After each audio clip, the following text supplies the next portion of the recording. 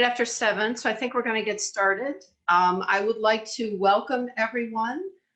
Good evening. Thanks for joining us here to the Ardent Thread Artist Talk Part 2. My name is Mindy Towsley. I'm the Executive Director at the Artist Archives of the Western Reserve. I'm coming to you live from my home via Zoom. Here it is. I would just like to do a brief introduction for my staff that's going to be helping tonight. And first off, we have Megan Elch, our Marketing and Programming Manager. Kelly Pontoni is also here. She's our Collections Registrar. Kelly is joining us tonight from Phyllis Brody's studio. She's helping Phyllis. She's going to be the videographer for Phyllis, so she's going to help her out. And then after Phyllis's turn, Kelly will leave, go home, and come back on via her computer. So if you're missing her on your screen, she'll appear over again. So I'm going to turn the mic over to Megan for a few minutes, and she's just going to go over some housekeeping, the chat, and the Q&A. Hi everyone, welcome to the presentation today. And just a couple of things before we get started. If you're new to Zoom, there's a couple of functions you should be aware of. The first one is the view of how best to watch the presentation and have it presented. Usually in the upper right-hand corner, it's going to depend on your system, whether you have an Apple operating system or Windows. But speaker view, if you click on speaker view, there's going to be a large image of the person who's actually talking. If you click on it again, it will be gallery view, which looks a little like the Brady Bunch. Fun, but not always the best way to watch the presentation. There's a couple of other functions too, that in the chat, you'll be able to talk to all the panelists and the attendees. And how you make sure the message goes to both, you actually use the drop-down menu and select that. And we ask that people be a little sparing with the chat, so not too much side talking, just like a classroom, but definitely feel free to put comments in. And most importantly, at the bottom of the screen is a Q&A function. When you click on the Q&A function, you'll actually be able to put questions in for any of the artists. Just preface the question with the artist's name and we'll know who to ask at the end. So if you also see, I believe we have upvoting activated for this, which is if you see a question you like, you can actually click and upvote, which means that you'd like the same question answered as well. Outside of that, I did see a couple of hands raised, so we're actually going to leave the hand raising for the end just to proceed with the presentation. And same thing, questions and answers, I'll go ahead and read them to the panelists at the end. And that's pretty much it. You got it. Sit back, relax, and enjoy the presentation. Back to Mindy. Thanks, Megan. Before we start, I'd like to thank our sponsors at the archives, the David Davis Foundation, the George Gunn Foundation, the Cleveland Foundation, the Zufo Foundation, Cuyahoga Arts and Culture, Ohio Arts Council, and all of our archived artists and members of our organization, including our board of directors and those volunteers who serve on committees and help the archives in other ways. The mission of the archives is to collect and preserve and make available to the public the work of Ohio's visual artists. So we're going to have a great program for you tonight. We're going to start off with Phyllis Brody. Phyllis has, in one form or another, been interested in textiles throughout her whole life. She has led a remarkable life, which includes a variety, which includes founding a very successful business, Creativity for Kids, which is the children's premium craft and creative activity toy product, and that's now part of Faber-Castelli Products. She's traveled the world, and her travels have inspired her art. I'm kind of hoping maybe she'll tell us the yo-yo story, because I just love it. But if she doesn't tell us that, you're going to have to go up to our website and listen to the oral histories that Tony Williams has recorded for us, or come in and see the show. The Ardent Thread is still open and will be open until September 5th. Her work, Phyllis's work has been exhibited in the CMA May shows at Notre Dame College, Ursuline College, the Beck Center, Keene Park, and Cleveland State, just to name a few places. She's also part of an altered book group, which has been founded by another of our Ardent Thread artists, Ann Weissman. I believe that group holds a yearly exhibition at Loganberry Books too, so you can see more of her work there every year. Now I'm going to turn it over to Kelly and Phyllis in her studio. Phyllis, welcome to the Artist Talks. Very happy to be here. Hello, everybody. I'd like to tell you a little bit about my work and a little myself and show examples. I have been interested and loving art and creativity all my life. As a little girl, I draw and color and paint, and above all, I love to make things. When I graduated from Brooklyn College, I had an important decision to make. I didn't have the confidence that I could have, that art could be my profession. I didn't think I had the talent or the skills. And besides, I was really interested in psychology, contribute to the. So I came to Cleveland to get a degree, a master's degree in psychiatric social work, and worked as a therapist. Then I got married. I lived in France. When our kids came along, it was my chance to go back and make art again.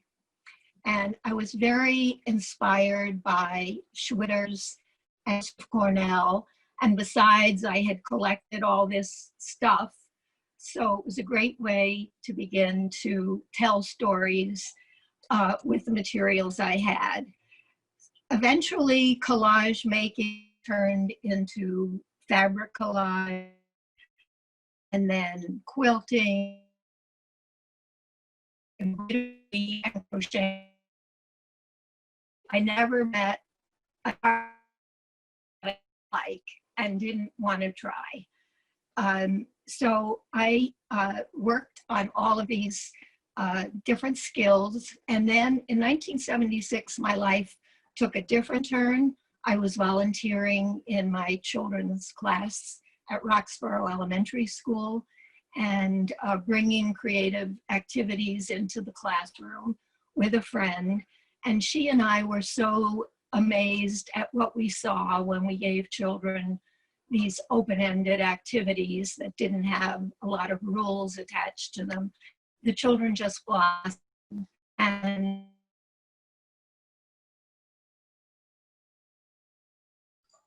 creative work. And we turned to each other and said, you know, maybe we've discovered something that no one else has figured out. Maybe we should start a business with these kinds of activities. So that's what we did. Eventually became Creativity for Kids. It was not an overnight success. It eventually was a success. And then in 1999, our company, Estelle. Phyllis, I think we're getting a little bit of trouble with your bandwidth. So I don't know, Kelly, if you need to like move a little bit in the studio. Would that help? Because we've got no picture from you now, and your audio is a little bit frozen. Okay.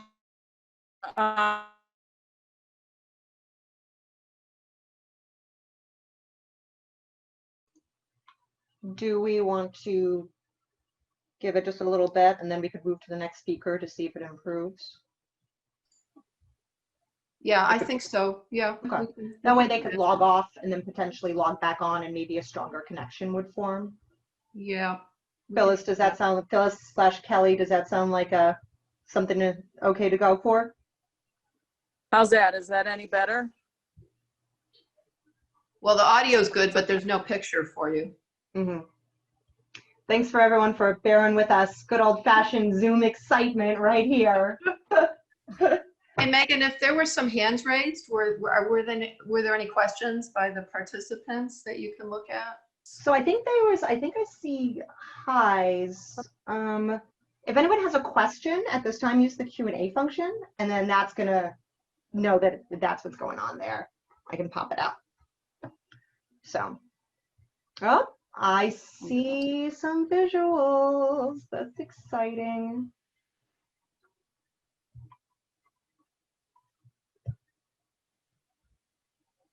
Again, thanks for anyone who's tuning in. Thanks for bearing with us. Good old-fashioned Zoom excitement in our lives. Always fun. You know, we could, if you feel like you're ready, Rebecca, we could switch to you and then come back to them. Maybe they could log up and come back on. All right, I'm unmuting Rebecca right now to see, so we can actually get, there we go. So what do you think, Rebecca? You ready to jump in I'm the saddle? fine. Yes, absolutely. All right, guys, next switch. We're gonna head up to Rebecca. I'll kick it to Mindy. Oh, no, I guess we're going straight to you, Rebecca. Go for it. Hi, I'm Rebecca Cross. I'm an artist. I'm so honored to be in this exhibition with all these wonderful artists. And I just want to give a huge shout out to beautiful Tony Williams. Tony, you are the man, and I love you. And Mindy, Megan, Kelly, you guys have been awesome under such unusual circumstances. I really do have to say it's been extraordinary. I'm looking at Amy working while I speak, and my alumna sister from Oberlin. So I studied music and English literature first at Oberlin, and then I married a composer and kept making music, and then I wanted to make my own things. So I started making art quilts, and then I eventually went to graduate school at Kent State University, where I had the most extraordinary teachers in Janice Lessman Moss and Doris Polo. And others, and and then I eventually taught there when I finished. So a lot of what I've done always is however I proceed, I always feel like my work, my thinking, my critiquing, which I've done a lot of as a university art professor at Kent State at the School of Visual Arts, has been really informed by music and the language of music. I was just reading this beautiful book by Barry Lopez, who wrote Arctic Dreams, which he won the Pulitzer Prize for. But he wrote this book called Horizon that I'm reading, and he talks about music and the rhythms of landscape and natural rhythms. And I just think that there are so many ways in which those worlds connect and resonate. So I was just going to show you, you know, in COVID times, it's been kind of challenging to be an artist. I think all of us at first thought, oh, awesome, all this time. But then there was also the you know, the weight of how terrible things were and how really shockingly poorly things were managed at a national level, that I think and you know, and all the other ways in which women's issues and issues of people of color who have faced generations of, you know, abuse just became so huge that every day kind of felt like a survival day. You know, you couldn't believe the world could get worse, or the news could get worse. And so I'm not sure if I was as productive as I first thought I would be. And I've been actually a little relieved to talk to other artists who are, you know, productive people like I tend to be, who have said the same thing, that there's this quality of the world right now that has really been kind of, you know, it has these features of kind of paralyzing you. The other thing that's happened is that the pieces you see in the show are have been made with the assistance of technology that I don't have access to. So I've been doing a lot of things with etching into plexiglass and onto glass as well, although I prefer the plexi. It's sort of, the lines are cleaner, using ThinkBox at Case Western Reserve, which is an incredible resource once COVID's over and we can get in there again. There are incredible people working there. It's free to the public. It's an incredible community gift to artists and makers of all kinds. They have just 5 levels of, you know, equipment available. So I've been doing these drawings that were derived from shadows of the sculptural work that then became images that I scanned in to you know, engrave into plexi, and then I mounted the silk pieces and sort of above and beneath them, that like the ones you've seen in the show. So now I don't have really that kind of plexi equipment. for drawing. But I do have a show coming up in October at Bay Arts, a solo show, and then I have another one in May at the Maslin Art Museum. So at Bay Arts, I've started to work on some pieces that, you know, one of the things that happens when you're doing really fine work with silk organza, which is almost exclusively what I use, is that you wind up with this very delicate material that doesn't really have a natural armature, even though I do processes with it that hold the memory of very solid objects. They have to be affixed to something.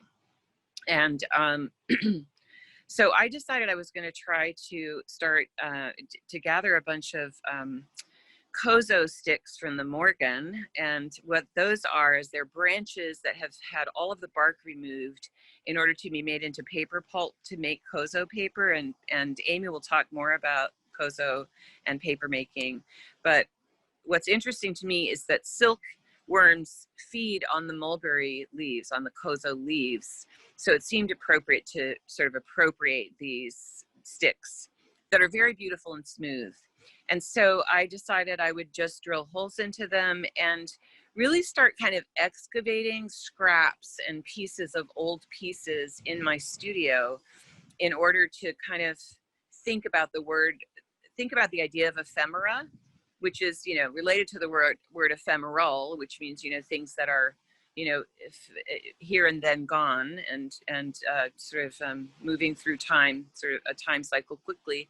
But also ephemera refers to items that exist in one's life, especially in artist studios, for example, that are just the stuff, you know, clothing or leftover bits and pieces. And it seems like everyone's been doing a lot of sort of investing in what's in storage and what do I have at hand to make, given that, you know, we're kind of stuck inside through COVID.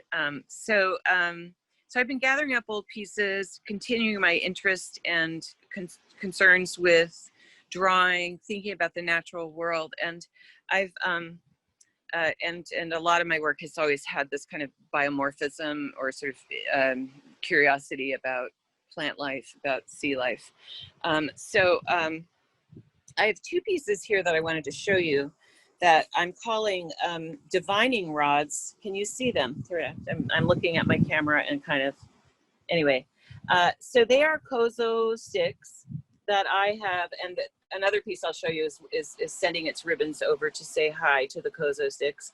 And what I've done is I've attached small pieces of sculpted fabric through the sticks, and then I've done drawings around them over a gouache painting. I don't know if you can see that. It's hard for me to see my camera because I'm behind it. So you can kind of see the drawings over here. You can see the drawings. I don't know if that's clear enough.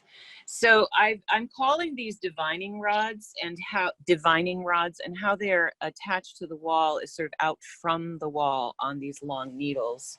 So when they're finally set in a gallery space, they'll have a lot of drawing, more increased drawing activity sort of on the wall behind them as they cast these shadows from the sculptural objects and the sticks themselves. I then also decided to do a series of, I've started this series of sculptural pieces that you can kind of see what it's going to be, but it's basically one of the Kozo sticks that has, let me just detach this for a second, that has been dyed. And I'm about to show you how I got those lines into the stick. And then I've taken the sculpted pieces, which I'll also show you how they're made, and sort of brought them into the, sort of threaded the ribbons that I dyed individually through them. And they'll just hang there with those lines going through.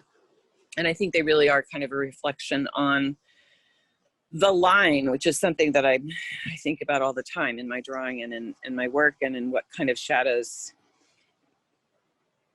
are cast, but also in a very, I was thinking about this today in a very deep way, and long way for me. When my late daughter, who died 9 years ago, Emma Rose, was born 28 years ago, I had this revelation at her birth where I felt this literal line sort of through me, through her to generations future and to my mother, to generations past. I had this profound sense of lineage, and it was a line, literally this kind of line of light. So I'm constantly curious about how to do lines, I guess. So this is one of the ways I'm thinking about it. The other thing that happens is that when I make these sculptural forms, they're very much metaphors and reflections on memory. And I love them because what happens is you can get these incredibly ethereal, lightweight pieces that are that once held a very heavy rock in them. So this was first wrapped around this. So I'll show you how the magic of what happens when you color them. I had a big installation at the Cannes Triennial a couple of years ago, and I had a bunch of ribbons hanging in that. And then I also had these rock shapes that were mounted on the wall in a circle. The piece is still up if you want to see it in the 78th Street studios, but I also did some drawing on the rocks, on the silk. And so they're sort of, so here's what happens. So here's the rock, and I've trimmed the silk around it, and then you take it out and you have sort of the memory of this rock shape in the form.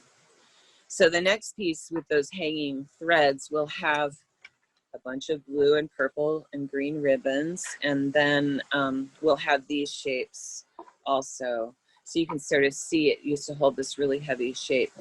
And then, you know, here's another one. So here's this big heavy rock wrapped in silk. I take the silk out. Silk organza has a chemical in it called sericin. It's a natural excretion from the silkworm. And it gives what we call a crisp hand to the organza. And that's what keeps this semi-permanent sculptural form in the shapes. So I never tire of this process. It kind of blows me away every single time I do it. And I really love it. So I also wanted to show, so here's the stick that the blue and purple pieces will be hanging from. And I just wanted to show you that how I did this resist. Again, this whole idea of compression and resistance are, again, these really rich metaphors in my own imagination when I'm thinking about these things, as I do these incredibly slow, labor-intensive processes that all artists love. So this is how that color is revealed. And I wanted to show you this stick too, which is it's not quite done, but I guess I should call it the divining rod that it is. But you can kind of see it'll be, you know, vertical like the other ones. So so that's kind of a little bit about my process, and yeah, so I guess that's all I have to say. Thanks, Rebecca. That was Yeah, great. thanks.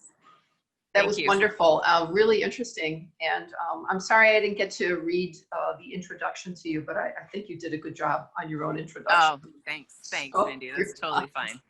Great. Thank you. It looks like the wind is picking up there by the lake too. Yes, it is. I'm sorry that this really will be hanging straight at some point. So right now it's just crawling on the screen.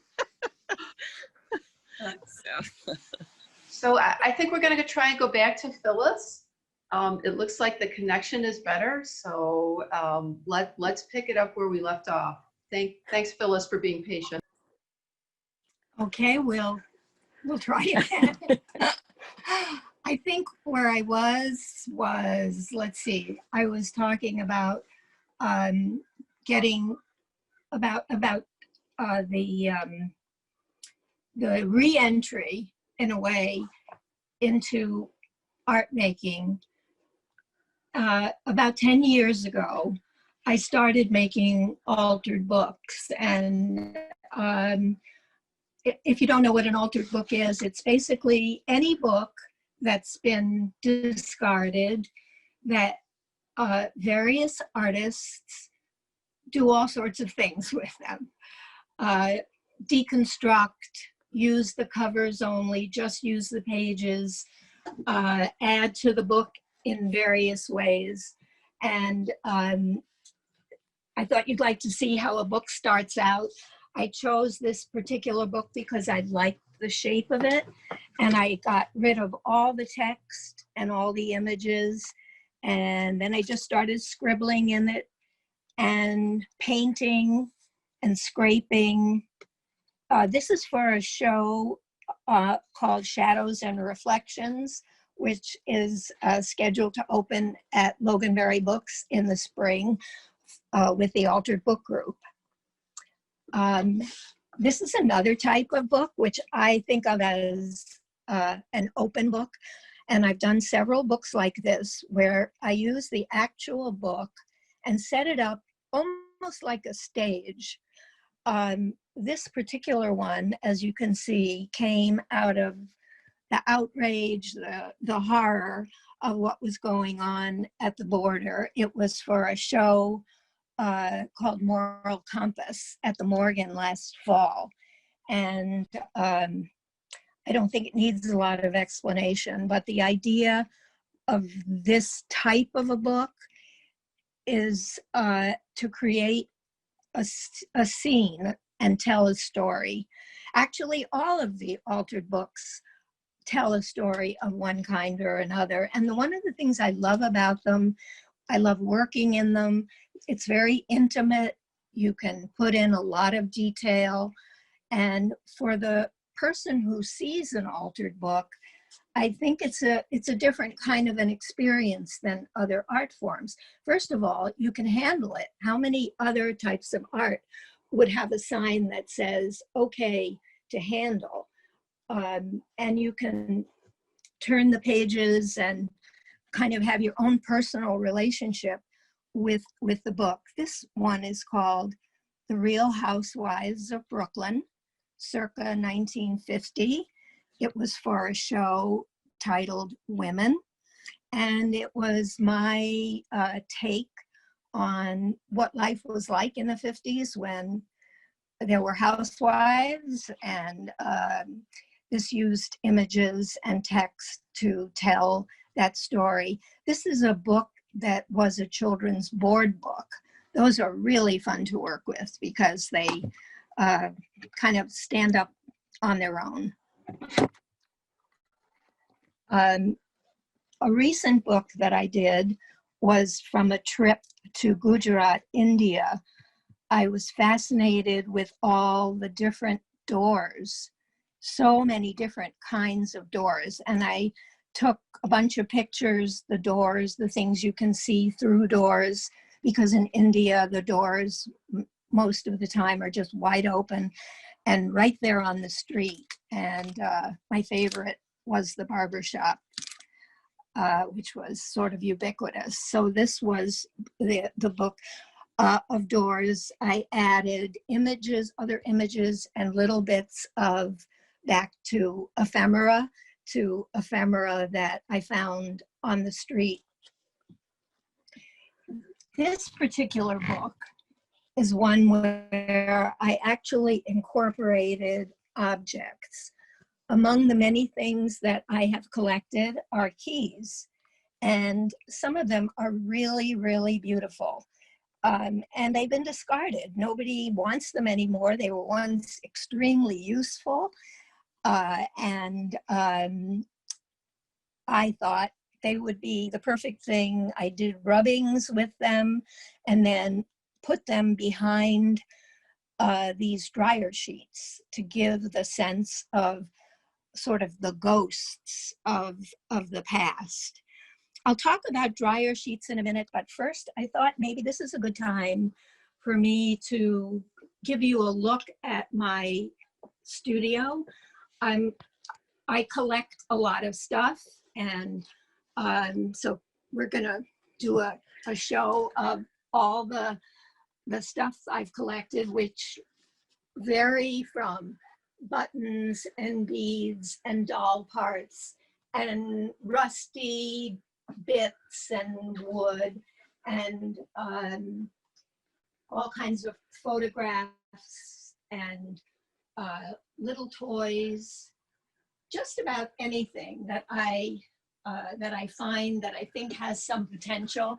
And the fact is, even if I have no idea what I'm going to do with it, and I know most artists feel this way too, at least those of us who are into junk, that eventually I'll find a use for it, even though I don't know why I'm saving it in the first place.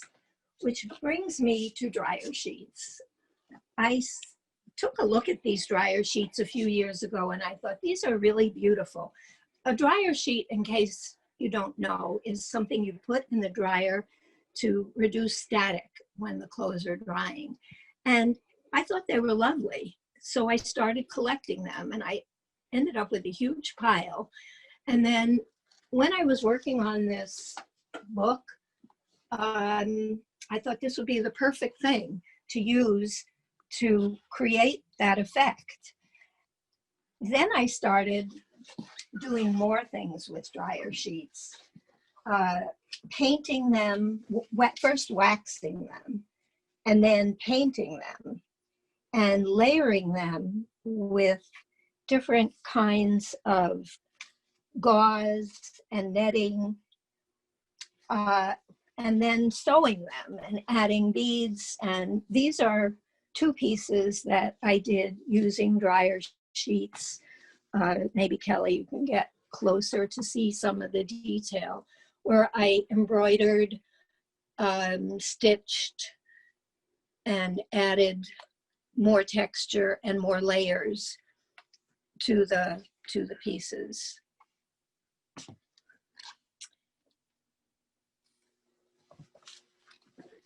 This is another piece that used dryer sheets, and here I use some of the buttons and lace that I've collected. So speaking of lace, as you can see, I have baskets and baskets of lace. Once a friend knows that I'm interested in lace, I begin to get bags of lace brought to me. That's what good friends do. No more lace, please, though. I think I've reached my limit. So Megan is going to show you a picture of the piece that I have in the show called That Which Remains, where I've used lace and old quilts and fabrics, doilies, nightgown hems. I made that piece specifically for this show because when Tony talked about the whole celebration of fiber arts, I thought one thing I would like to communicate is kind of a respect and a regard for all the women throughout time and in different places who have created these beautiful, intricate little works of art. And so I put various bits and pieces together, almost like a puzzle, and added some of my own stitching and quilting to complete the piece. And then, back to how valuable collections are, I found these old photographs that I had of women who were actually wearing the kind of clothing that the lace came from. And so I added the photographs to the piece, and that finished it. The last thing I'll talk about has to do with the other pieces that I have in this show, which are embroidery paintings. When I went to Uzbekistan a few years ago, I saw these beautiful Suzanis, which are embroideries that are made for trousseaus and home use. And they were just gorgeous. And I thought, I have to learn how to do this. So I got out all my embroidery floss and learned to do the stitch. And the result is the work that's in the show. And I thought I would very quickly show you how this work emerges. This will show you how I start with some random marks in a way on the canvas that I stitch around. And then this is a piece that's a little further along, and you can see that then I start to join the shapes and fill in, and new shapes emerge. And that's how the piece develops. To me, it's almost a metaphor for how I work, which is, it's almost like going on a hike where you know generally where you want to go, but you start walking and you go down one path and then maybe turn off into another path and then another, and it's an adventure. Each new art piece for me, whether it's an altered book or a fabric collage or the embroidery or anything else, is really like setting out on an adventure and discovering and being surprised by what develops. As the piece evolves, it sort of evolves by itself in a way. And that's what I love about it. I love the process of creativity, and that's what my work is all about. I'll be happy to answer any questions. Thank you. Thank you, Yeah. Phyllis. We'll be doing the questions at the end. That was wonderful. I'm sorry that your bandwidth wasn't bigger, but in order to see Phyllis's beautiful, delicate work, if you can get into the archives while the show is still up, please come and see it. So our next artist, and I'm really, really honored to have her as a guest here and also part of the exhibition at the archives, is Amy Lee. Amy is from New York City originally. She's an artist, paper maker, writer, and she's the leading Hanji researcher and practitioner in North America. And I think she'll explain what that is to you. Her Fulbright research on Korean paper led to an award-winning book, Hanji Unfurled, and the first ever American Hanji studio located in Cleveland. So she teaches, lectures, exhibits, and is collected internationally. Some of the collections that she's included in include the Brooklyn Museum of Art, the Metropolitan Museum of Art, the Museum of Modern Art, I'm assuming that's the one in New York City, the Bainbridge Island Museum of Art, Stanford University, UCLA, and Yale University. She has lectured at the American Museum of Natural History, the Cleveland Museum of Art, Denver Art Museum, Detroit Institute of Arts, Oberlin College, Massachusetts College of Art and Design, UC Berkeley, Haystack Mountain School of Crafts, and Penland School of Crafts, which are both two preeminent, I would say preeminent craft schools in the United States. So she's got great credentials, and I'm thrilled that she lives here in Cleveland and that she is part of the show, that Tony could invite her into the show. Thank you, Tony, because that was wonderful. And I think she's got a really good presentation for you. So I'm going to turn it over to her now. Thank you, Amy. Thank you so much, Mindy. That's very generous of you. I have to thank also Tony and also our fellow artists, because a lot of what they've already said resonate with me so deeply, especially what Rebecca was saying about how difficult it's been during pandemic to function. So I became really interested in paper making through books, actually. And so I became interested in books through artist books, which I learned to make when I was actually at Oberlin. So I was an art major there. And these are just, I'm not going to go through them, but these are just a few that I made last month when I was very fortunate to be on a residency in Virginia on a gorgeous 700-acre property called Oak Spring Garden Foundation. And I encourage all of you to look it up. It's all based on artist residencies for people who are interested in horticulture and plants. And so I was able to use their natural dye and paper gardens, as well as the wild plants there, to make dyes and paper and just get a break from my real life. And so, but I also got there and I got straight to work weaving. I am sorry I don't have those objects here, but I'll show you some of the things that I was doing when I was coming straight out of Korea. And so I had a Fulbright grant to study Korean paper making. And this is not exactly the plant, but it's a related plant. So this is the Mitsumata branch, but the paper mulberry tree is what is used in 90% of Korean as well as Japanese paper making. But the Mitsumata is similar. So essentially, you know, it's a tree, it grows. Every year you cut it back. This is the core that keeps the tree upright, and you don't need that. You don't want that for the paper making.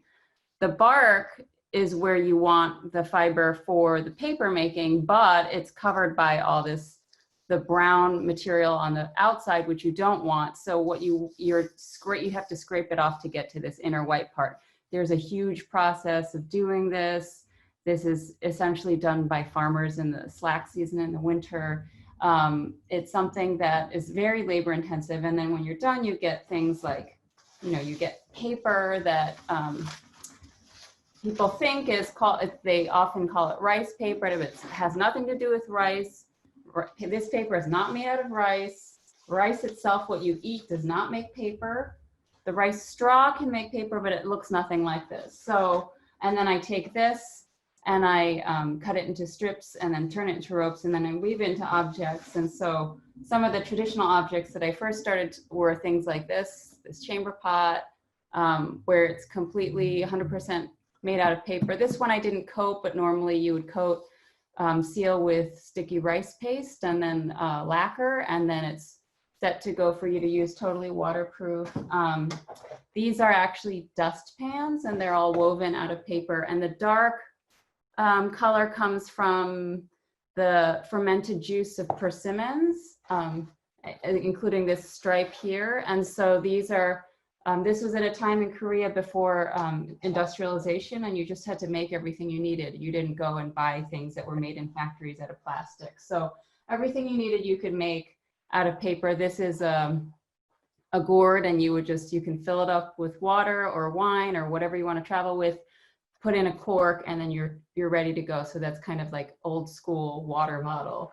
But I thought just for tonight, instead of just talking about myself, that I should just try, well, see if this works. Try to show you. So this, I actually have 2 sheets of paper, and then this is the preparation. I mean, a little bit, not exactly, you know, usually I start with a much bigger sheet, but just so that it fits on the screen, I cut it down so that there's a whole process of folding and cutting. And so I'm doing it so that I end up with paired strips. There are very few tools you need for this, just a paper knife. Your hands do most of the work. And you're essentially cutting it into narrower and narrower strips. If you wanted really thick, like rope, you would just use a wider strip, but I want it to be a little finer, so I'm going to get it down to about here. And then what you have essentially is 2 strips of paper that are paired, and then I'll just trim the ends of these, and then I save all these bits, and after like a few years I'll recycle, you know, I recycle all these bits of paper into new paper. So then usually I sit on this, but to try to do it all, you can clamp it to a surface, and then I need to cord this, and I do this. This is a practice called jisung. So it's basically a way of twisting paper into kind of a pretty strong cord, and then twining it like basketry. So essentially it's a paper basketry form, but with that you can make all kinds of sculpture, functional objects. I have, in the show, I have some ducks, and the ducks are based on Korean wedding ducks that are given as gifts to couples to help promote marital fidelity and fertility. And so that's kind of one of the inspirations. A lot of my inspiration comes from Korean culture because that's my heritage. And we can get into a whole other conversation some other time about how artists of color are usually kind of relegated to only being allowed to speak about their heritage or make art about that. And I find it very rich and fulfilling, but there are other issues around that. Anyway, so I get to this cord. I'm just going to wind it in the direction of the ply, yank on it, and then now, so you can see half, that's half and half. Then I just turn it around and cord the rest of it. So again, each of them is twisting in one direction, and then I ply them around each other in the opposite direction, meaning they would each twist counterclockwise, and then I ply them around each other clockwise. And that's exactly how rope is made. So then after you do that for a very long time, and I try to, the way that paper makers work in seasons, I do the same kind of thing. So I don't make cords all year round. I usually, maybe in the winter, I'll just watch a lot of TV and do this. And so when you're done, you have, and this is really strong, and it's strong because the original material was strong. So here are some of the cord, I also will dye cords and using all natural dyes. And so usually I try to get at least a few hundred before I start working. And then I just for this, I thought I'd start a piece so you can see. The white pieces are the actual 2-ply spokes, the ropes that you just watched me make. And then the kind of magenta is from what you have to do at that point. It's not enough to just make the rope. Let's see if I might need a little more light, but you also need to then take this 2-ply and unply it. So this is when I'm teaching, I usually don't tell my students ahead of time because they get very upset that they have to undo all the work that they just did. But essentially, each rope will turn into 2 weavers. And so the white ones are called spokes, kind of, you can see that Y. And then, so now I get 2 of these, and then I can go ahead and start weaving, or technically twining again. So I would be, sorry, the light's a little. I just go around a circle and there's 2 weaving elements. One goes under and one goes over. Essentially, they're kind of going around each side of each spoke to completely envelop it. And then I just work in a circle. So it keeps going round and round and round. And then if I want to make the circle bigger, I just need to take more spokes and pretty much insert them between existing ones so that it can get bigger and bigger. If I don't add any, like if I were to just continue like this, there would be no place to go. So the object would start turning like this. And then that's how you end up being able to make, vessels that go up or down. And so you can kind of, well, maybe not see so well in here, but essentially this starts on the inside, just like this. And then I turn it around to make it go up. And then right at the rim, I turn it around again so it goes back down, and then turn it, and then keep coming in. I keep cutting spokes off to make less and less and less to come to a point. And then I tie a knot and shove it all inside. And then you get a 2-layered double-walled vessel. And so that's, there's a lot more that goes into it, but I thought that might be interesting just to see what it takes to, that's something like this. If you were looking at something like this, that's a whole different story. And all of this is done based on how many cords, how many spokes I add, where I add them, when I cut them off, to be able to essentially sculpt this. There's no armature. I'm basically kind of making it as I go and designing it shaping it as I go. And then this is where it ends, right tip started at the tail.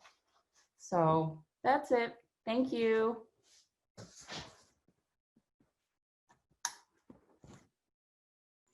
Thanks, Amy.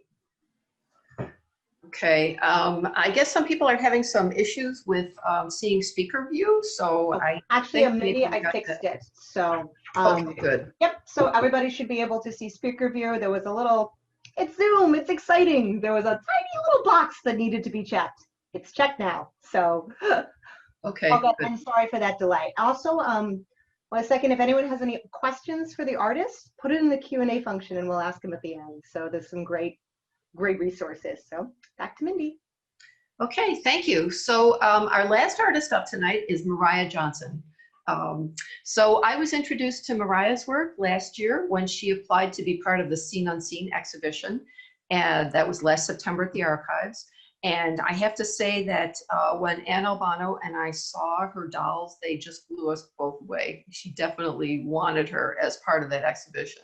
So Mariah is a member of the African American Quilt and Doll Guild, and she's a bit new to exhibitions like the Ardent Thread, but the places where she has shown in the past, like the yearly Lake Farm Park Quilt Show and the African American Quilt and Doll Guild shows, and she's been doing those from 2003 to 2018. She generally gets an award every year, and it's usually a first or second place award, and I bet she's gotten into all of those shows that she's entered. Her work has been shown at the Cleveland Metro Parks, North Chagrin Reservation, Tri-Point Medical Center's Art Gallery, Lakeland Community College, the Cleveland Hopkins International Airport, and she was included in And Still We Rise, an exhibition at the National Underground Railroad Freedom Center in Cincinnati. So I am really, really pleased that we could show her work again at the Archives this year, and I'm very pleased to have her present to talk to us tonight. So I'd like to introduce you to Mariah Johnson. Am I on? Hi, everybody. I just got a small picture of me. Can I make me bigger? Well, you're big on my screen. I've got you on speaker view. It's hard for me to see me so that I can know what I'm, okay, well, we can go ahead. I just got a small picture of me. But hi, everybody. I have my people around me, but I don't think they understand social distancing. So I think somebody told them that they're getting paid for this. But anyway, I have my basic dolls around me, which is Raggedy Ann and Andy. And so I have, because I used to make these years back. And so my guild, they introduced it again. So I figured that I'll make these once more, but I'll put a little twist on it. And this one here is Andy. And you can see he's kind of big. He's about 36 inches. And his head is different than the regular Andy. He has like a, sort of like a kufi. And here's Miss Ann. Let's see if I can get her away. And I did a little spin on her too. And she has a fancy little slip. I know she don't like me going on her clothes, but anyway, she has a fancy little slip. She has a button on her shoes. So I just decided to do a little spin other than the basic. So this is Miss Ann. And then I decided to take a step further by seeing what would it be like if I made them out of scraps. So, excuse me for a minute. So then I decided to make it out of scraps. So his whole body is out of my scraps, and simulation of eyes from different fabrics. You could probably see his little mouth. Then his hair is beads. And so he has his little shoes and stuff. And so that's him. And then his sister, she has lace hair. Somebody gave me a bag of lace and I didn't know what to do with it. And then I decided to make hair out of her. And so everything is made out of scraps. Use a lot of buttons. And So that's her. So I think it came out pretty good. So let's see. I had designed a doll. I belong to a quilt guild, and we get together with a Michigan group, and they wanted me to teach a class. So I just designed a doll because it reminded, well, I wanted to do a doll that reminded us of holding up a quilt in our hands and our feet. That's all you see in our head. So I designed a doll that has a quilt body. And her name is Quilter Bee. So this is her quilt body, and this is the back of her quilt. So she's an actual quilt with feet and hands. And so I want to make a family of these so that I can have my own quilt show with these guys holding their own quilts. Usually when I make my dolls, I use eye insets. I guess you call them that. I get eyeballs, and I use these mostly. I don't know if you can see these. Can you see these okay? Okay. And so I don't like painting or drawing their eyes because it stresses me out. Even though I can do it, it just stresses me out. So here's one doll that I did. I painted her face, or I used pencil for her face. But it was very stressful. But then when I started using these eyeballs, I found that I can relax with them. And so she has confetti yarn here. And she was one of the little classes that I took in our guild, which is Mary Pinckney was introducing this doll. And I just want to show one that's naked, but there was another one of our guild members that taught a class, and I'm showing her because of how we join the legs and stuff to the body. You know, sometimes we use buttons, and then we use strong threads or cords to join them. I had it somewhere. Oh, so we might use this real strong thread to join and tie these to the body, and so that they can turn and do things. So she's been naked for a long time. Eventually I put her some clothes on. But so it's like you can see like most of the hands are different. Three of her fingers are joined together.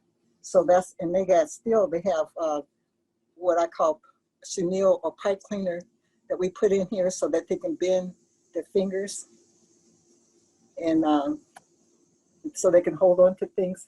Uh-oh, I'm using it. And so here, these are actual pipe cleaners. I went to the pipe shop, and these are actual pipe cleaners. They're stronger than like we use these chenille type of what do you call it, art chenille or whatever. And you can twist them, and they got the wire in them. And it depends sometimes how strong you want them. You know, so most of the time I use these because they're a lot longer. Sometimes like I want to bend their wrist. You know, you can bend their wrist. But hers is not as long, but anyway, her fingers bend. And then some of them have like 5 digits, like Quilter Bee. So you can see her fingers. Can you see her fingers? So she has 5 fingers, and she has, I think I put three strands in each finger, so that, well, it looks like she's holding her coat, but she's not. She's cheating a little bit.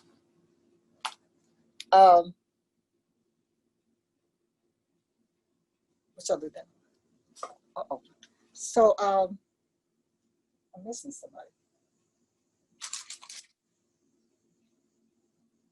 somebody. Anyway, our guild had went to South Africa, and we were making dolls for some of the kids, the orphan kids, and we were making them for the girls, and then the little boys, we got them soccer balls. So this was the basic doll that we had made, and we wanted to make it where the clothes wouldn't come off. So I kind of designed this where you can't take your clothes off. And so it's a basic doll. It's just 2 pieces. And the boys love the dolls more so than the girls, and so they were trying to take the dolls from the girls. But so we made them without the faces. So, and some of them had scars, but that's basically it. And I want to show you how the process of how we would make the dolls. So we usually use what we call freezer paper, like Reynolds freezer paper, and it has a shiny side and it has a flat side. And we would trace or use a light box to trace our pattern, and we would press it onto the fabric and it sticks. And me, I would leave a lot of white around the pattern, so, and then I'd sew exactly on the lines. And then I'll turn my, or clip my round edges so that I can turn them inside out and they'll have the proper shape. And then it's like the fingers, you know, it's like for the hands, you know, this is basically, I put it on 2 fabrics. So when I got it on 2 fabrics, I use what we call basting spray instead of pins to hold them together. And so it's like 2 types. This one doesn't have an odor, and this one does. You can get this at the fabric shop. This is, I'm sorry, yeah, at the fabric stores in Joann Fabrics, Walmart, but this one you order from Amazon. So I swear by this stuff. And so I use the spray basting to hold this together. And then I sew these hands on the machine, the fingers and stuff on the machine. And then I just cut around it, but I don't take the paper off. And so when I get ready to snip between here, you gotta be careful. You snip between here, and then I use this here liquid fray check, because you're snipping kind of close, and then so this will keep it from fraying. So I do that, and I do it while I turn them inside out while they're wet. And so then they'll come out like this. But these here have the pipe cleaners in it. So here I have one that doesn't have anything in it. So what I do is I'll take a tube, and then I'll put the chenille in a tube that's kind of tight. So you push the chenille or the pipe cleaners in it. I push it like that, and then I take it and put it through an opening. Like I have an opening here, and then I find, so I put it in a slot right here, and then I'll pull it out. And then when I start, see, so then I start using the same tube when I do the other ones, because that helps me from getting crunched up with the other ones beside it. And then I start stuffing it with the polyester stuffing.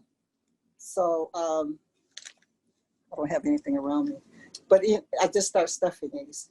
And like this here head, well, so you can see the stuffing. So this is head, this was a head for one of my other dolls. And I wasn't happy with the fabric that I used, because some fabrics allow you, well, this is all cotton, but this is a nose. So when I sculpted, you can see that the nose would start forming. And so I wasn't quite happy with that. So then I changed to a fabric that has more of a stretch to it. Like you can see the stretch in this. Like, what's his name? Samuel. Samuel has this kind of face because I needed more of a shape around his face, and it was giving me that more so than this one. This was his old head. So I wasn't happy with that, but I think I can use it for something else later. So these are the other things, like other parts of the patterns, you know, the clothes, and another pattern I'm working on, or another doll that I'm working on. So this is the freezer paper that I have there. And so I have all kinds of different tools, turning tools, and we use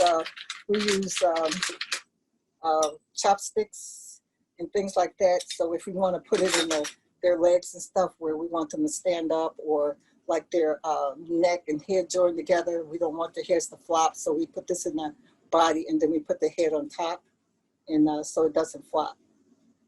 And so,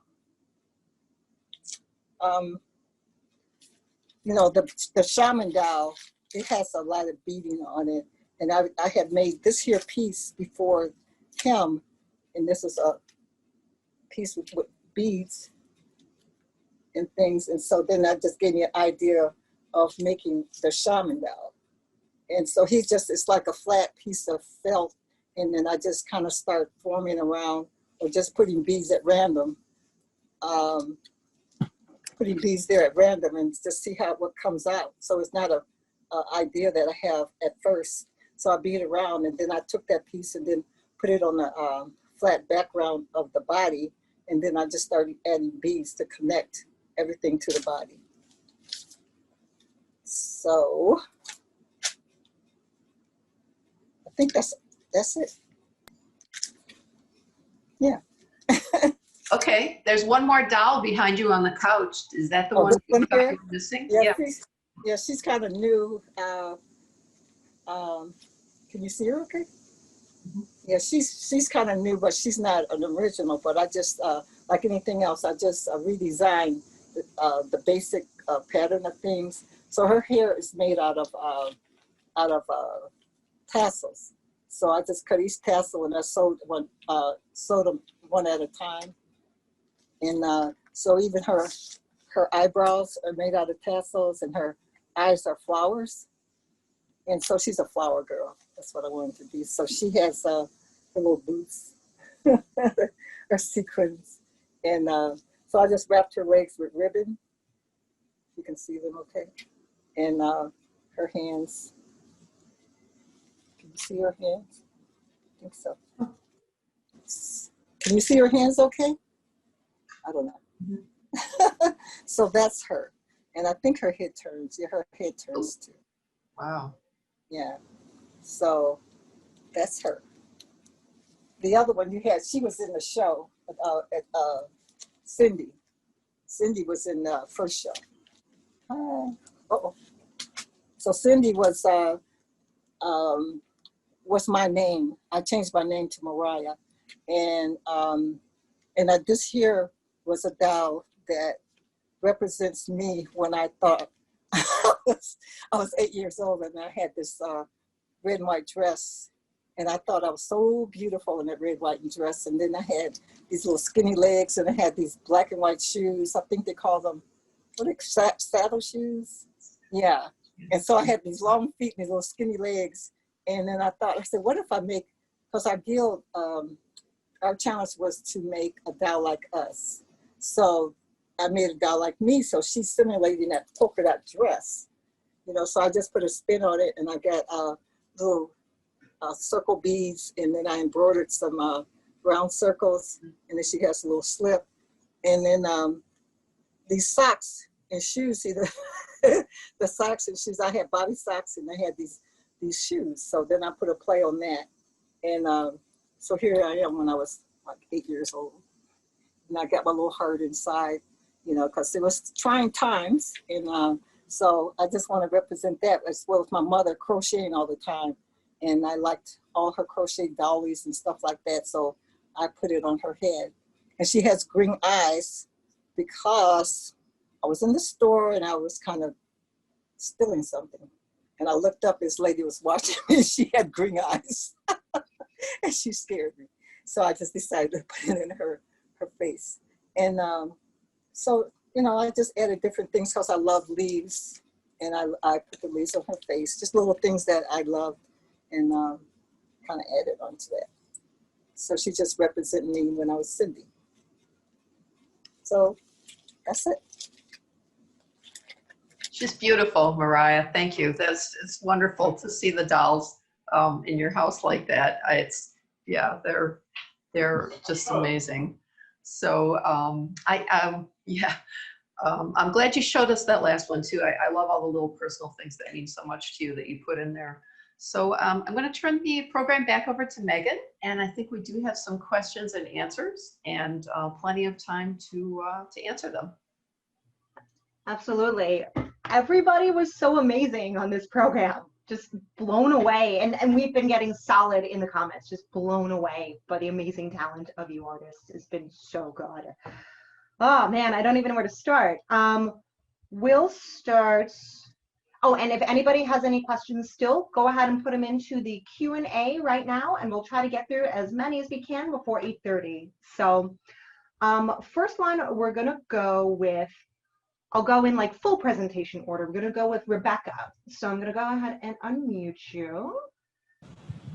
Excellent. It says, question for Rebecca. In your comments during the online opening for the show, you said you think it's a radical act to, it says, apprehend beauty in the natural world.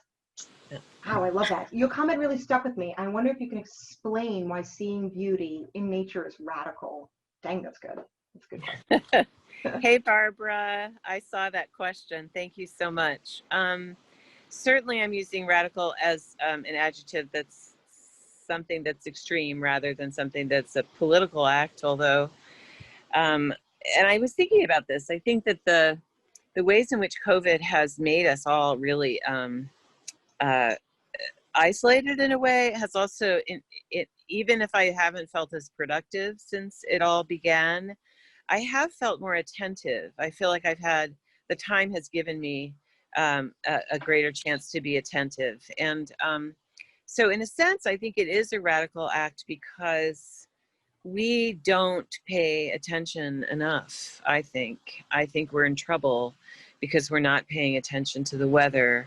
We're not outside enough. We're not paying, and I say that not pointing fingers or not, with a clear sense of my own, responsibility as someone who lives in this, post-industrial world. But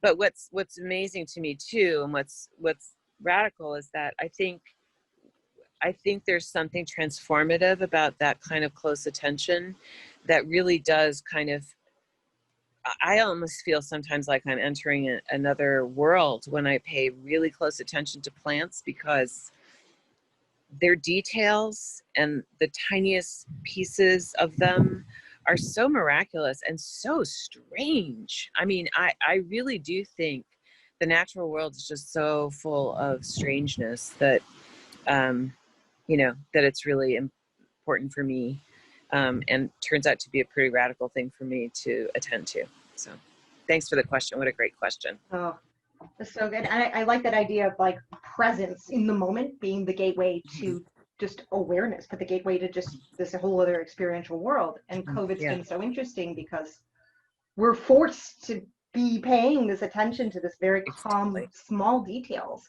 Yes. And the details become the universe for us all of a sudden. Right. So it's gorgeous question. And her work in the show is beautiful and has this godlike attention to fairies and botany, and so definitely come in for that. So thanks. Gorgeous. So the next one I'm going to go is we're going to go to Phyllis, actually. So I'll probably just go ahead and unmute everybody all at once. I'm not unmuting and muting. So 1 second as my technology catches up to my intention. So Phyllis, there was a question about, okay, so first one's going to be an easy one, Phyllis, which was that somebody said that they went to Brooklyn College, and when did you attend? Oh my gosh, really? Yeah. Her name is Judith Ross. We'll break the fourth wall. Oh, I know Judith. Oh, yeah. There you go. I think she was there after I was. I graduated in 1956. Nice. So I love all those threads you can run into, even in the virtual world, we all connect back. Yeah. And then we had a question about your going overseas. Was Afghanistan, correct, that you were visiting? Uzbekistan. The question is, what prompted you to make that journey? And like, what was the most impactful thing you saw there, which is huge, but like, talk a little bit about that trip. What made you go?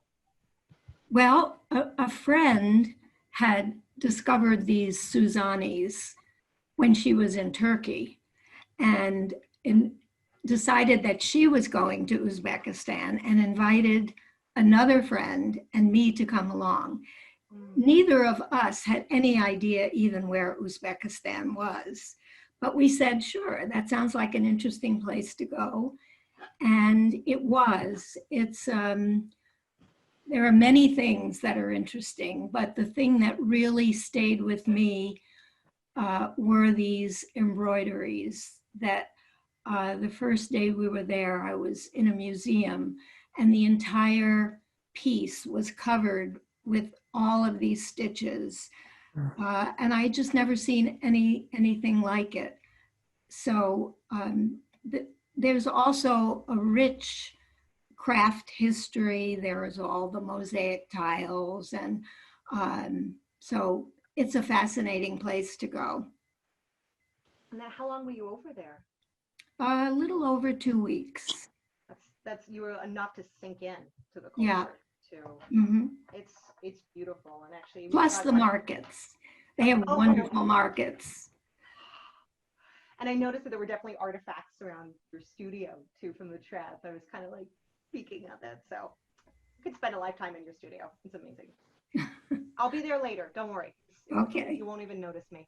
I'll be fine. You're invited. Thank you. Next one actually is going to be for Amy.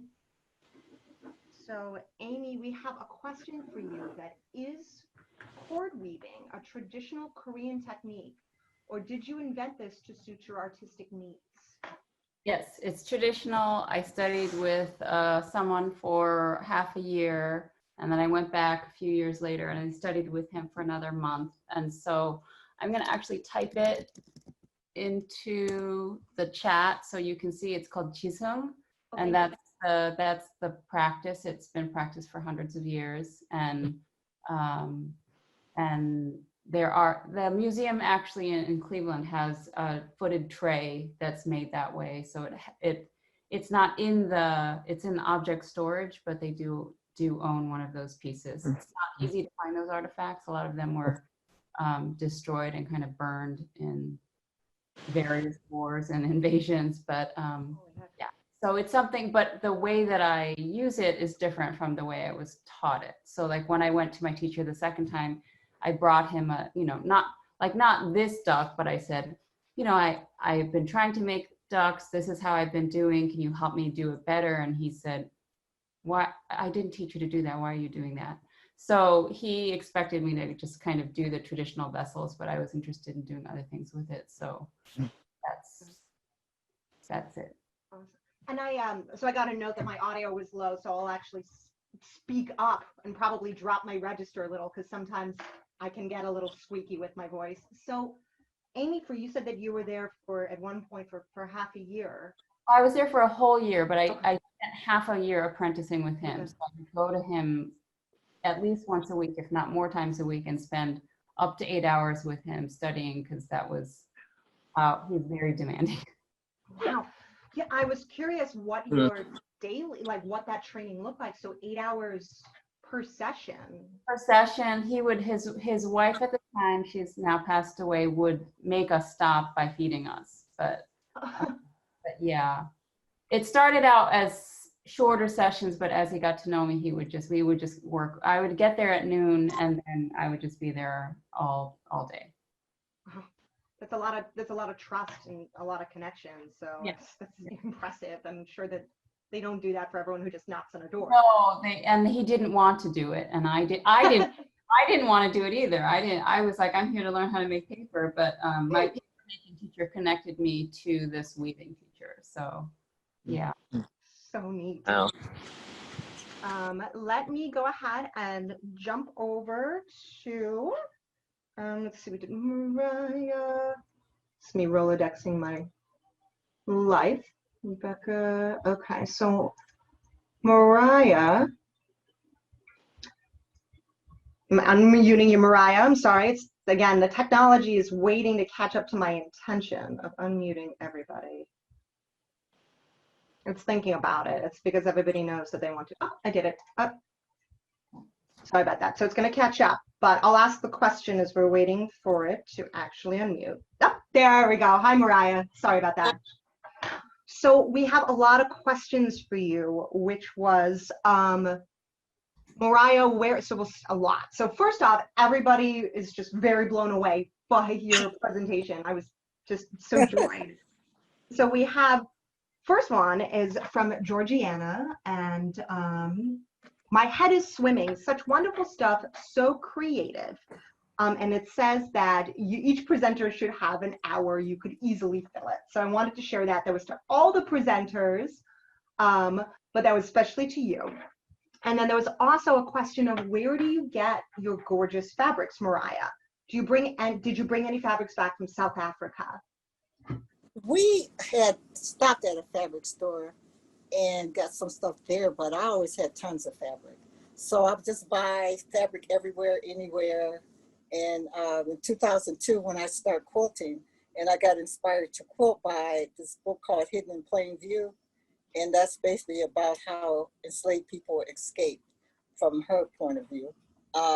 So I got inspired to quilt, and then I just took a class in quilting. I wanted to learn the language of it because I was a seamstress anyway, and I was making my clothes, and I stopped making clothes because I had too many and I wasn't going anywhere. So I just said, well, so then I started, I think I had a little bit of African fabric before. So when I took this class, you know, I took this fabric and everybody in that class was using calico, and I was a little strange to them. So, you know, I was just excited about the bright colors, and I just started thinking that every quilt shop or every fabric shop had African fabrics, and if they didn't, I was just looking for it. So I was just collecting fabric, and I'm still a collector, and I have like gazillion tons of fabric.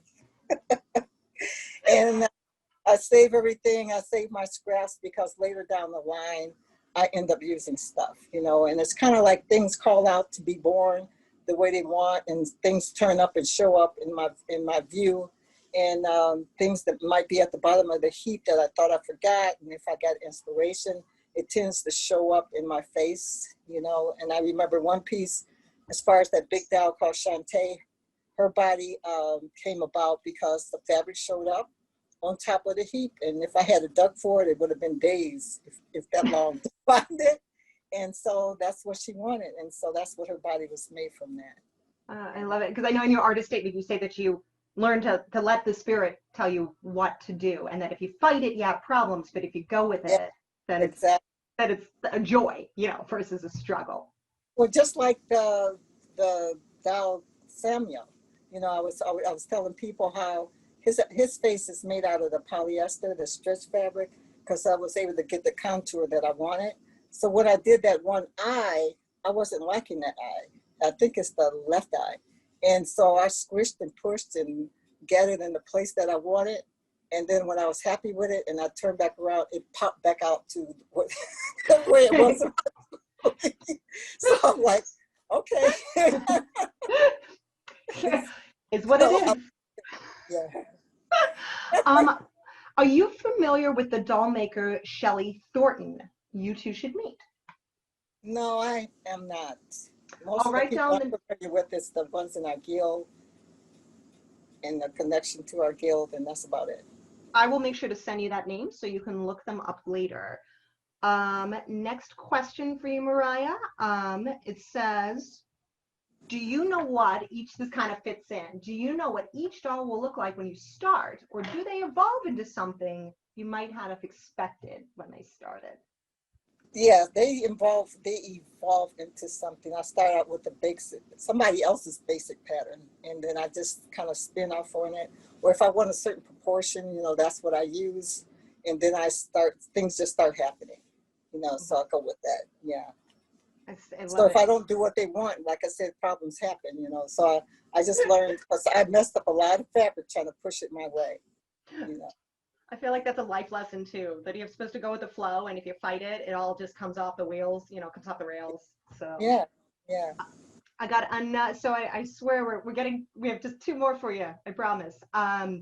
Technically three. Where are you exhibiting next, Mariah? Sorry to make it the Mariah show. We have a lot of questions for you. Apologize. I have no idea. No. I have no ideas. All this is just coming up You know, I started the Ardent thread, and I always have to thank Barbara Edie, because Barbara Edie pushed me, and I'm not a tech person, and it's overwhelming for me. And then when the entry form came up and she gave it to me, and I looked at it, it was too daunting, and I wasn't going to do it. And so she came after me, and she persisted that I do it. And thanks to her, that's the reason why I'm here. You know, so then from that, then Tony, he liked my stuff, and so then he called me for that. And so, you know, so I have no idea. And then also, if anybody is a curator out there and is in love with Mariah's stuff and you want her in her show, hit her up. Well, we can, you know, just hit up the archive. We can pass along her email or something. So, but yeah, so if you got big plans for Mariah, let us know. So here is a good one, which is, okay, final question, and then the last one's a comment, which is, do you suggest if somebody buys one of your dolls, which I know that they're like your kids, so yeah, very special if they have one, do you keep it under a dome for preservation purposes? You know, and then there was... Do I put it in what? So they want to know if, like, if you buy a doll, is there any special way to take care of it? I really haven't thought about that, you know, because Yeah. I kind of don't let them go. Yeah. And when they're hanging out around the house, you know, they're sitting on the chairs, they're sitting on the couches, and then I kind of talk to them, you know, because I've seen the movies, Toy Stories and Chucky. So I talk to them and I tell them that they need to be in the same spot whenever I come in the door or whenever I wake up. Because I said the dumpster's outside, because you do anything different than what you're doing now, you're going in the dumpster. So I just have them sitting, around. And then I got, so a good, interesting question. So like a representation question. One of the awesome parts of your dolls is that they're actually representing, many of them, that African-American skin tone and thing. That's awesome. It's what they're asking if that's kind of usually how you make your dolls. Do you usually make them to reflect you and your identity, or so? The thing I do is just using brown fabric. I don't want to use the other color. I just use brown fabrics. Yeah. And then they just come out the way they want to come out. But I use brown fabric except for these guys, you know, so just, you know, other than that. Yeah. And you know, I got to share is that when Mariah's dolls were in the Scene Unseen exhibition, the school groups that were coming through to see young, you know, Black and brown girls see your dolls, see themselves represented in the dolls, made such an amazing impact. They connected with your work so much because they got to see themselves as dolls, and that was so powerful and beautiful. It makes me tear up just thinking of it. So it's just really amazing. And then final thing for it, and then we're coming up to it, which is that Mariah, I have a stash of gorgeous Indonesian batiks. Would you like to have them? Says an anonymous attendee. I'm going to tell this attendee, anonymous, if you are still here, put your email in the chat, and we'll make sure to get that to Mariah, and then she can work that out with you personally. So. Thank you. But outside of that, I think that is all the questions we have. And I think I got all of them in just little different pieces and parts. And we're right at 8:30. So I'm going to toss it back to Mindy for doing all the things. Okay, thanks so much. I did wonder if there were a couple people who were not able to type in the chat. I know Emily Uncrick had raised her hand. And you know that she might want to ask a question verbally. So Emily, I'm going to allow you to talk. If you want to ask a question, this would be your opportunity. If you want to unmute yourself.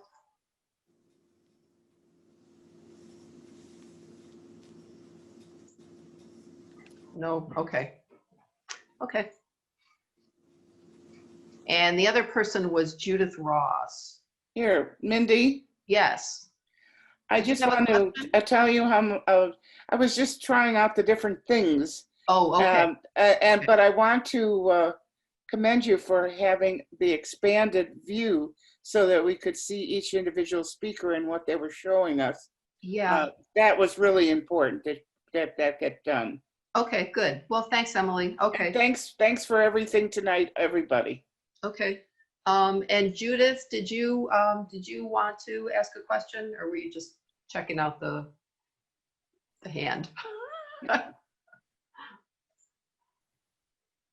Okay, okay, she's not gonna unmute. Okay, that's okay. I'd like to thank everyone for coming tonight, and I would especially like to thank Tony Williams for curating this exhibition for us. It's been a really rewarding experience. I will say for people that Applause from WVIZ did come in and film the exhibition and interview Tony and myself. So you can see a link to that from our social media page. And also, artists, there's a wonderful review that was written by the Akron Beacon Journal. So you can get that from the Akron Beacon Journal, or also link to it from our artist page. We do have a survey that's going to pop up on your window as you leave tonight. And I will ask people to please, once again, take the survey. This is a new time for us, starting at 7 o'clock. If this time worked for you, or if it didn't work for you, mention that in the survey under the comments somewhere. We'd appreciate that. I would also like to say that you will be able to see all of these Zoom programs. This is the last one for the Ardent Thread, but we will have them through links on our website, Facebook page, and YouTube. Please like us on Facebook. We can use all the help on social media that we get. All you have to do is go up to our Facebook page and hit the like button. We'd really appreciate the support that we get from that. Our next exhibition that will be opening at the Archives is Bridges and Barriers. It will open Friday, September 25th. And we'll be doing a Zoom opening for that one too. It's a photography exhibition. It features the work of Shooting Without Bullets, the collective Shooting Without Bullets, photographer Jeff Janis, Chuck Mintz, and Lauren Pacini. They are not part of Shooting Without Bullets. Shooting Without Bullets is their own thing, just so understand that. And I think that's it. The Ardent Thread is up until Saturday, September 5th. That's the last day. If you haven't seen it, please come and see the show. We're open Wednesday through Friday from 10 to 4 and Saturday from 12 to 4. And I hope to see you all there. Panelists, thank you so much. Thank you so much for being part of this. I know you volunteered your time to do this, and we really appreciate it. And thank you so much for being part of the exhibition. Your work is all gorgeous. This is one of the most beautiful exhibitions we've had. So I'm going to say goodnight.